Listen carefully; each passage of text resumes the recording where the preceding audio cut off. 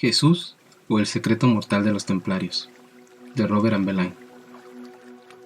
La Apocalipsis y su secreto. Hemos reservado un estudio particular a un texto extraño y que no ha cesado de levantar polémicas desde su aparición. Lo hemos denominado la Apocalipsis, término derivado de una palabra griega que significa revelación. El Concilio de Trento, 1545, lo calificó definitivamente entre los textos canónicos, y su decisión es, evidentemente y en principio, inapelable para el mundo católico.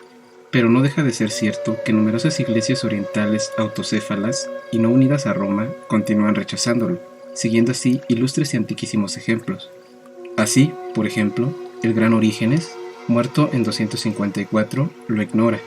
Cita extensamente las objeciones de San Dionisio de Alejandría, muerto en 261, y proporciona todos sus argumentos contra el carácter apostólico del Apocalipsis. Pero notamos que, en el fondo, Eusebio de Cesarea está de acuerdo con todo lo que alega Dionisio de Alejandría contra el misterioso texto. Más adelante, el Concilio de la Odisea en 362 se niega a inscribirlo en el canon oficial, y otras autoridades se alzarían entre los padres de la Iglesia contra este intruso que, debemos subrayarlo, no presenta ningún carácter que permita asociarlo al mensaje nuevo. Citaremos a San Basilio, muerto en 379, San Cirilo de Jerusalén, muerto en 386, Gregorio de Naciano, muerto en 390, Gregorio de Nice, muerto en 400, San Juan Crisóstomo, muerto en 407, y Teodoredo no dice ni una palabra de él, y no lo cuenta entre los textos que utiliza. San Jerónimo, muerto en 420, adopta una posición semejante a la de Eusebio de Cesarea. La tradición oficial pretende que la Apocalipsis sea el relato de una visión de la que se benefició el apóstol Juan durante su exilio en la isla de Patmos. El exilio de Patmos data del año 94, año 1 del reinado de Nerva. Observemos ese detalle que tiene su importancia. Podríamos extrañarnos de que una visión de semejante longitud pudiera recordarla con todo lujo de detalle un medium al regresar a su estado normal.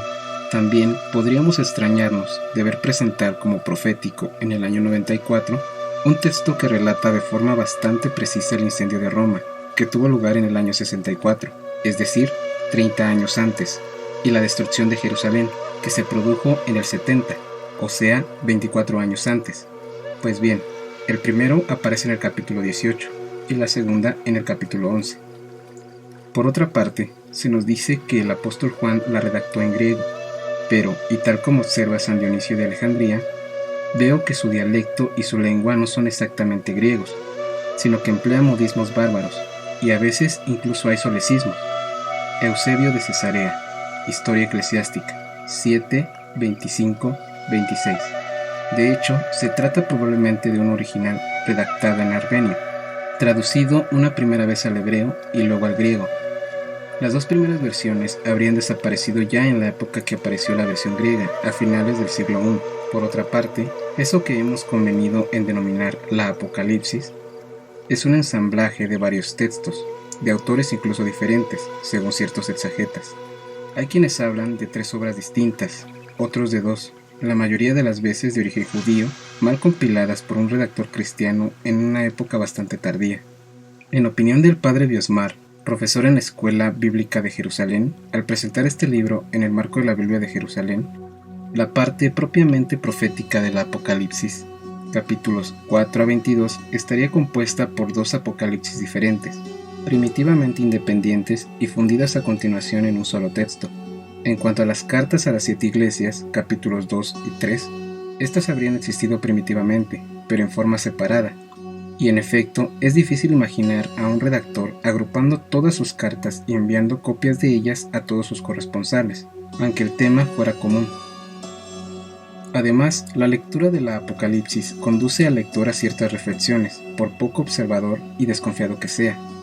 Por ejemplo, un texto que se supone que fue compuesto en el año 94, en Patmos por el apóstol Juan, ignora lo esencial del movimiento cristiano, a saber, la existencia de los 12 apóstoles, designados y consagrados por Jesús como guías de la iglesia naciente, la existencia de Pedro como jefe supremo del movimiento, la existencia de Pablo, su misión, su papel relevante, su muerte en Roma en el año 67, la existencia de los 4 evangelios esenciales, sin olvidar la gran cantidad de apócrifos que empezaban a difundirse, la existencia de las epístolas de Pablo, leídas entonces en todas las comunidades cristianas a las que iban destinadas, la designación de los 72 discípulos, su misión.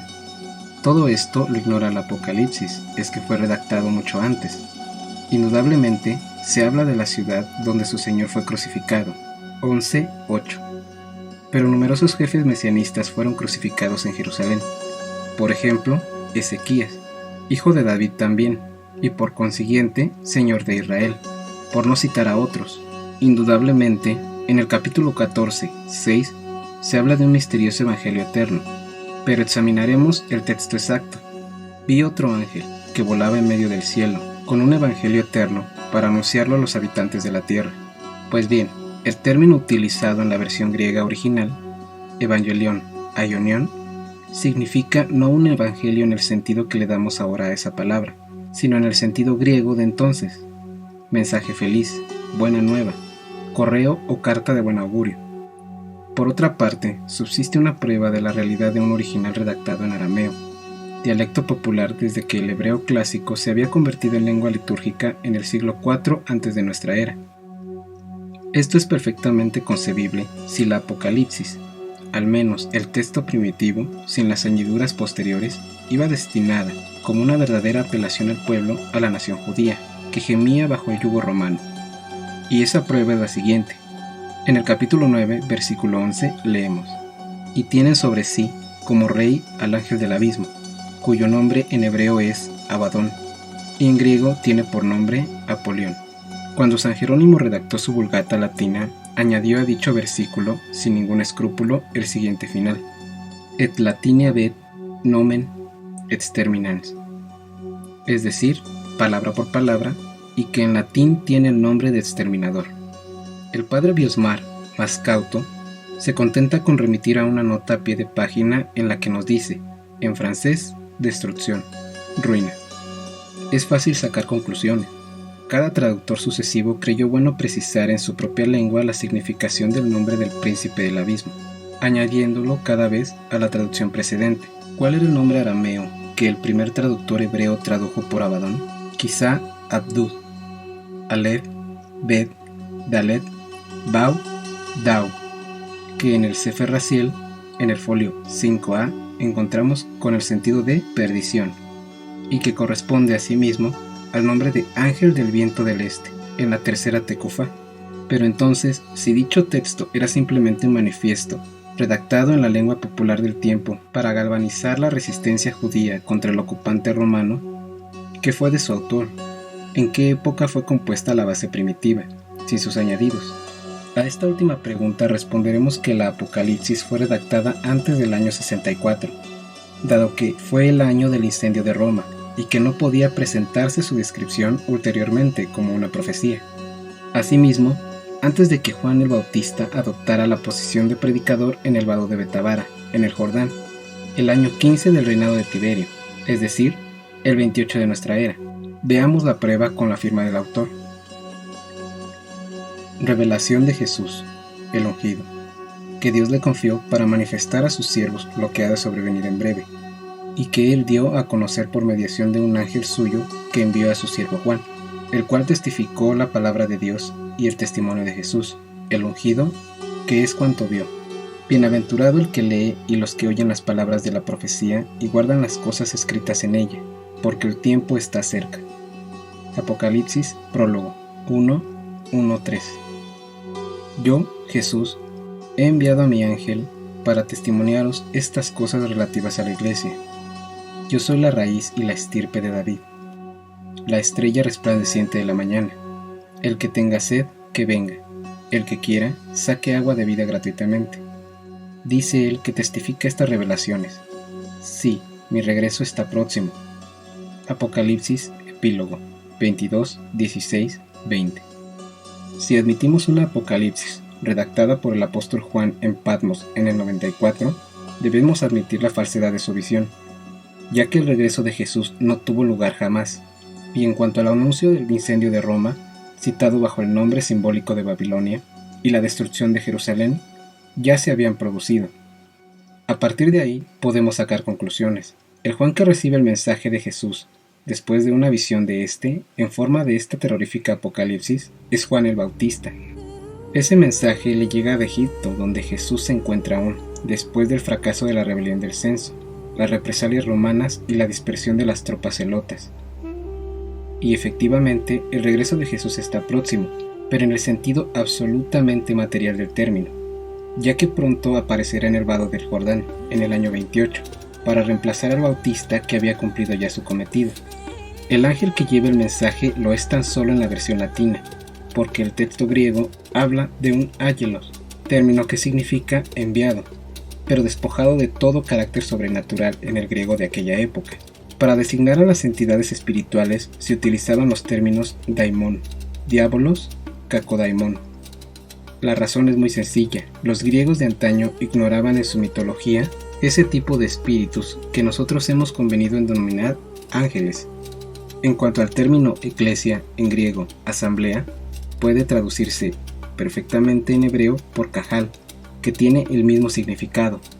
Designa el agrupamiento, en un lugar dado, de todos los fieles, y más adelante vamos a ver que esta aproximación no es desatinada. Así pues, la Apocalipsis primera, sin los añadidos posteriores, tiene como autor al propio Jesús, como él mismo lo dice en el prólogo y en el epílogo. La redactó hacia los años 26-27, y su destinatario no era otro que Juan, el Bautista. Su fin era estimular una vez más, mediante falaces esperanzas, el legítimo deseo de independencia de la nación judía, doblegada bajo el yugo romano. Para ello no faltan tampoco las amenazas. Juzguémoslo. Ay, 3 veces, de los habitantes de la tierra. Apocalipsis 8:13. Ay de la tierra y del mar. Apocalipsis 12:12. La suerte de las naciones ordinarias no será nada envidiable cuando este extremismo fanático, por otra parte rechazado por casi todo Israel, haya triunfado. Y al que venza y observe hasta el fin mis obras, le daré poder sobre las gentes, y las gobernará con vara de hierro, y serán quebrantadas como vasos de arcilla, como yo lo recibí de mi Padre, y le daré la estrella de la mañana. Apocalipsis 2:26-28. Dejando aparte este extraño regalo, comprenderemos que las naciones vecinas no hubieran mostrado ningún apresuramiento en unirse a los celotas en su lucha contra el Imperio Romano, pero también podemos imaginarnos bastante bien que si algunos ejemplares de esta vehemente llamada a la Guerra Santa, dado que no es otra cosa que esto, debidamente traducidos del arameo al griego, lengua corriente de comunicación entre el ocupante romano y el judaísmo culto, que desde el siglo II antes de nuestra era se había vuelto muy helenófilo, fueron entregados por los adversarios de Jesús a los diferentes procuradores, Pilatos, Marcelo, etc. Su lectura y su comunicación al secretario de César debieron justificar la adopción de medidas sistemáticas contra todo aquello que presentara tener alguna relación con ese enigmático Crestos, y no solo en Palestina, sino en todas las provincias del imperio bañadas por los mares de Levante. De ahí la frase de Suetonio, probablemente cercenada por los monjes copistas en su vida de los 12 Césares. Como los judíos se sublevaban continuamente, instigados por un tal Crestos, los expulsó de Roma.